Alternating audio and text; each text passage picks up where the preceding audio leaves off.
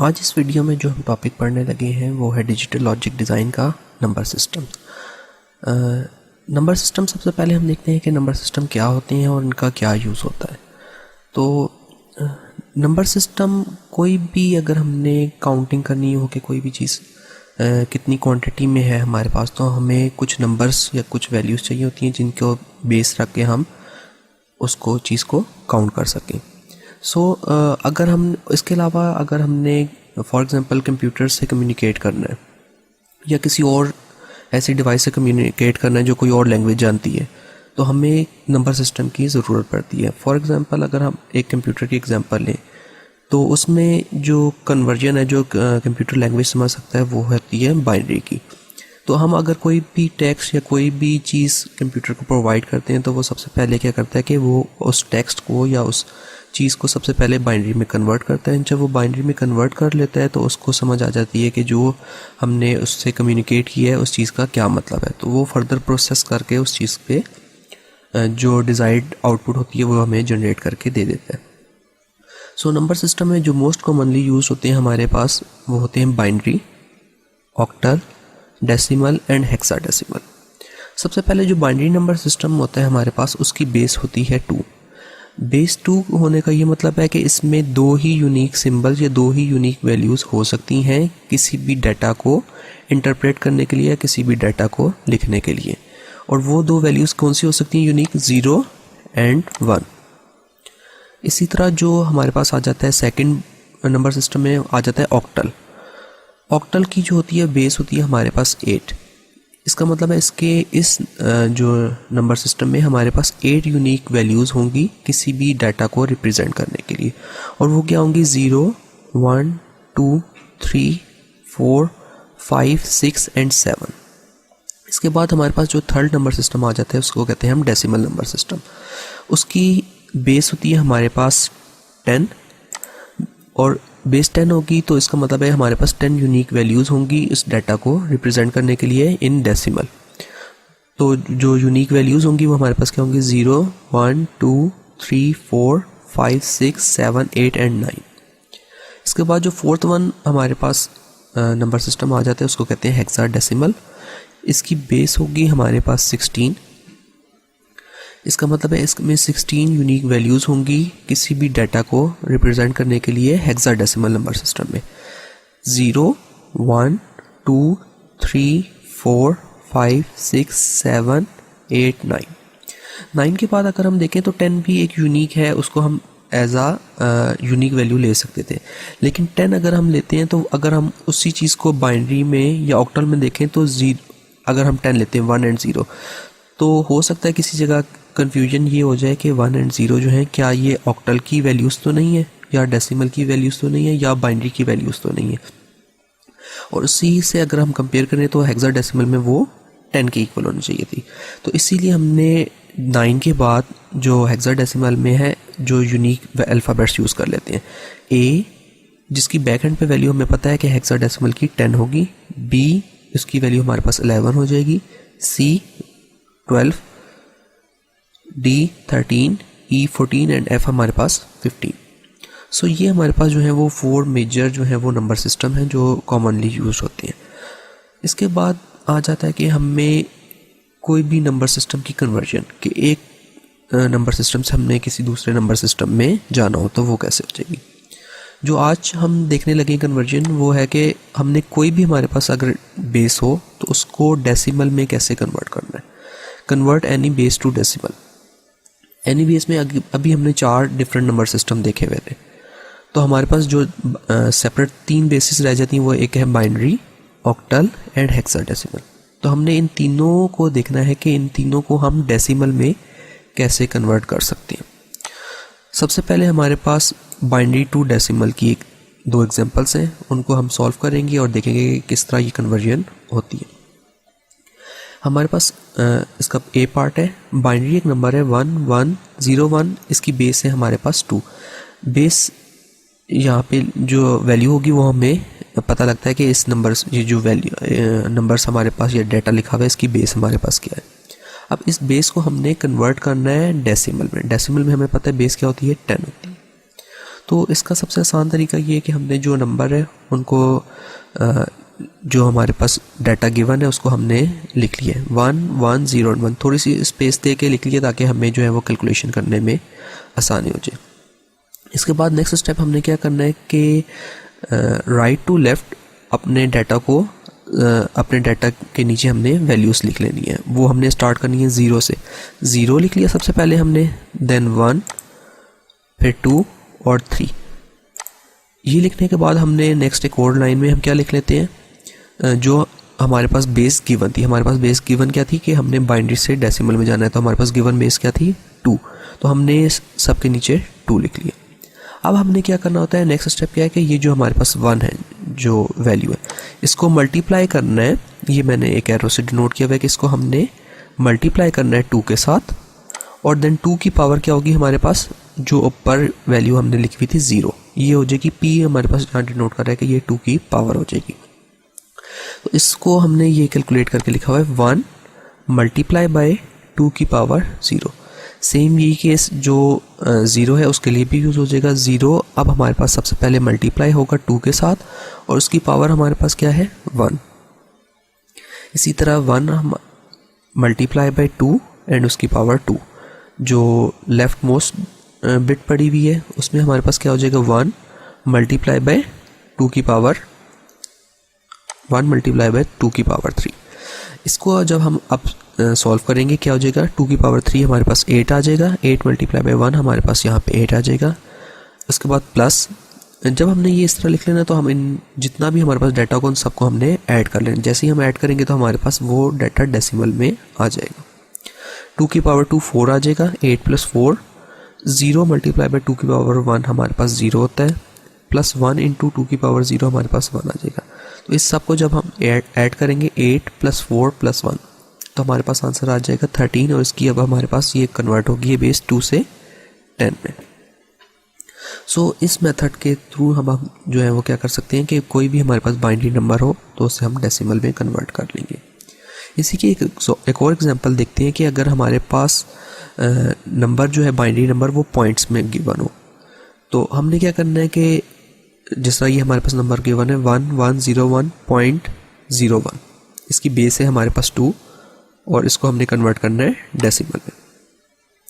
सबसे पहले पहला स्टेप हमने क्या करना है कि ये जो हमने पॉइंट से लेफ़्ट साइड पे वैल्यूज़ हैं और पॉइंट से राइट साइड पे वैल्यूज़ हैं इनको सेपरेट कर लेते हैं। सेपरेट करके हम इसको दो पार्ट्स में डिवाइड कर लेते हैं कि एक हमारा पॉइंट से लेफ़्ट साइड का पार्ट हो गया, एक हमारे पास पॉइंट से राइट साइड का पार्ट हो गया। पॉइंट के लेफ़्ट साइड के पार्ट को मैंने 1 डिनोट कर दिया एंड पॉइंट के राइट साइड के पार्ट को मैंने 2 डिनोट कर दिया। तो 1101 हमारे पास लेफ़्ट साइड का पार्ट आ गया। ये वही पार्ट वैसे ही कैलकुलेट होगा जैसे अभी हमने लास्ट स्टेप में देखा है कि बाइनरी टू डेसिमल में हमने पार्ट ए में कैलकुलेशन की है। तो इसका आंसर हमें पता है कि 13 आ रहा था हमारे पास। सो हमने अब क्या करना है, पॉइंट के बाद वाला जो पार्ट है राइट साइड पे उसकी कैलकुलेशन करनी है। उस पार्ट में हमारे पास है 0 एंड 1। जब हमने सबसे पहला स्टेप क्या करना है कि हमने 0 एंड 1 को स्पेस देके थोड़ा सा लिख लिया ताकि हमें कैलकुलेशंस करने में आसानी हो जाए। इसके बाद नेक्स्ट स्टेप क्या करना है, हमने जब हम पॉइंट से लेफ़्ट साइड का डाटा हम यूज़ करते थे ये, तो हम पावर लिखना, ये जो पावर्स थी ये लिखना शुरू करते थे 0 1 2 एंड 3। जब पॉइंट्स के बाद वाला हमारे पास डाटा आएगा तो हम उसकी पावर्स लिखेंगे -1 -2 and up to so on. जब राइट साइड के डाटा की पावर्स हमने लिखनी है तो लेफ़्ट टू राइट लिखनी है हमने, जबकि हमने यहाँ पे देखा था कि जो हमने पॉइंट से लेफ़्ट साइड की डाटा की पावर्स लिखते थे तो हम राइट टू लेफ़्ट लिख रहे थे। अब बाकी जो प्रोसेस है वो सेम इसी तरह ही है कि हमने 0 को सबसे पहले मल्टीप्लाई करना है 2 के साथ और उसकी पावर आ जाएगी हमारे पास -1, बीच में प्लस का साइन आ जाएगा। इसके बाद नेक्स्ट क्या हो जाएगा, हमारे पास 1 इसने मल्टीप्लाई होना है 2 के साथ और इसकी पावर हो जाएगी हमारे पास -2। 0 मल्टीप्लाई बाय 2 की पावर -1 हमारे पास 0 आ जाएगा। इसमें प्लस करना है 1 मल्टीप्लाई बाय 2 की पावर -2, तो ये हो जाएगा 1 डिवाइडेड बाय 4। इसका आंसर आ जाएगा हमारे पास 0.25। तो जब हमने होल कंबाइन अपने इस क्वेश्चन का आंसर लिखना है तो हमने क्या करना है, कंबाइन 1 एंड 2 दोनों के आंसर्स को कंबाइन कर लेना है। एक सबसे पहले हमने पॉइंट लगाना है, जो फर्स्ट पार्ट में से हम फर्स्ट पोर्शन में से हमें आंसर कैलकुलेट हुआ वो पॉइंट से लेफ़्ट साइड पे लिख देना है। और जो हमारे सेकंड पोर्शन में से आंसर कैलकुलेट हुआ होगा वो हमने पॉइंट के बाद लिख देना है। तो ये हमारे पास जो है वो बाइनरी नंबर डेसिमल में कन्वर्ट हो गया है। इसके बाद जो नेक्स्ट नंबर सिस्टम कन्वर्जन है वो है ऑक्टल टू डेसिमल। इसमें अगर हम बाइनरी टू डेसिमल को ऑक्टल टू डेसिमल से कंपेयर करें तो हमारे पास यहाँ पे सिर्फ डिफरेंस क्या आएगा कि हमारे पास 2 की जगह पावर 8 है, बाकी जो हमारे पास सारा प्रोसेस होगा वो सेम जैसे बाइनरी टू डेसिमल में हमने किया था वैसा ही होगा। सो सबसे पहले एग्जांपल लिए हमने 567, इसकी बेस है 8, इसको हमने कन्वर्ट कर लेना है डेसिमल में। सबसे पहले हम जिस तरह बाइनरी में किया था हमने जो डिजिट्स हैं अपनी उनको लिख लिए, थोड़ी स्पेस देके 5, 6 एंड 7। उसके बाद हमने नेक्स्ट स्टेप क्या करना था कि हमने पावर्स लिखनी शुरू करनी थी 0 से ऑनवर्ड्स लेफ़्ट की तरफ हमने इंक्रीज़ करनी थी, राइट से लेफ़्ट की तरफ 0 लिख ली, 1 एंड देन 2। उसके बाद नेक्स्ट लाइन में हमने क्या किया था कि हमारे पास जो बेस थी वो हमने लिख ली 8, 3 टाइम्स लिख ली क्योंकि हमारे पास जो टोटल डिजिट्स थी वो 3 थी। उसके बाद नेक्स्ट हमने क्या करना है कि सबसे पहले 7 को मल्टीप्लाई करना है 8 के साथ और उसकी पावर आ जाएगी हमारे पास 0।